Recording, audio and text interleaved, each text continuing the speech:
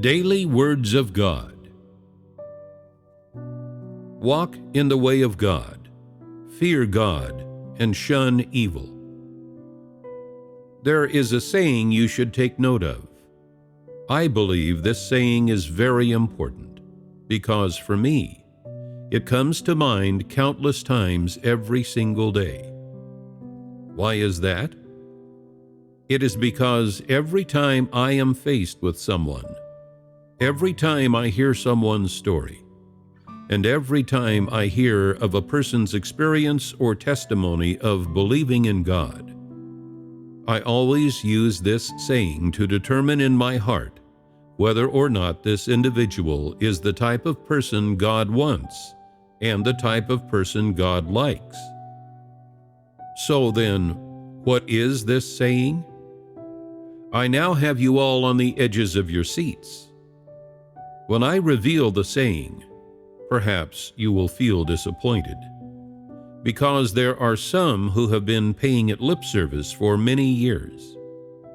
I, however, have never once paid it any lip service at all. This saying resides in my heart. So what is this saying? It is this: walk in the way of God, fear God, and shun evil.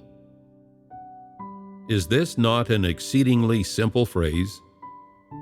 Nevertheless, despite its simplicity, people who genuinely have a deep understanding of these words will feel that they carry great weight, that this saying is very valuable for one's practice, that it is a line from the language of life containing the reality of the truth, that it represents a lifelong objective for those seeking to satisfy God, and that it is a lifelong way which anyone considerate of God's intentions should follow. So, what do you think? Is this saying not the truth? Does it or does it not have such significance? Also, perhaps some of you are thinking about this saying and trying to figure it out, and perhaps there are some of you who even feel doubtful about it. Is this saying very important? Is it very important? Is it necessary to emphasize it so much?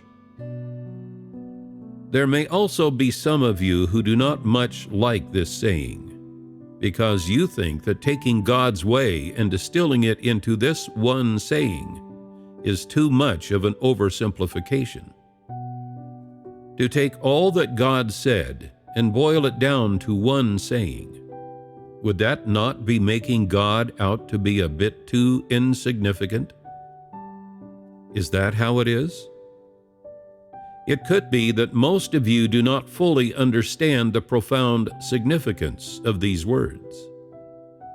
Though you have all made a note of it, you have no intention of storing this saying in your hearts. You have simply written it down in your notebooks to revisit and ponder in your spare time. Some of you will not even bother to memorize this saying, let alone attempt to put it to good use. Why, though, do I wish to mention this saying? Regardless of your perspective, and no matter what you think, I had to mention this saying, for it is extremely relevant to how God determines people's outcomes. No matter what your current understanding of this saying is, or how you treat it, I will still tell you this: if people can put the words of this saying into practice and experience them, and achieve the standard of fearing God and shunning evil, then they are assured to be survivors and are certain to have good outcomes. If, however, you cannot meet the standard laid out by this saying, then it can be said that your outcome is an unknown.